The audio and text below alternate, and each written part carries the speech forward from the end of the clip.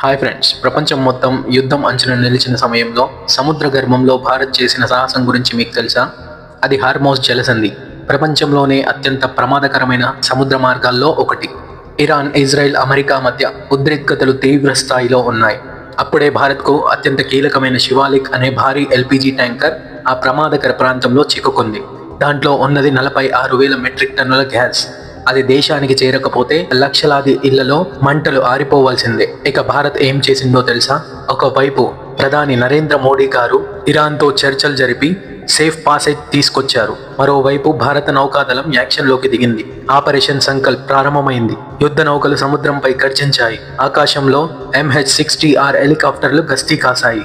మన నేవీ కమాండోలు ఆ ట్యాంకర్ను కవచంలా చుట్టుముట్టి శత్రువుల బెదిరింపులను లెక్క చేయకుండా సురక్షితంగా బయటకు తీసుకొచ్చారు.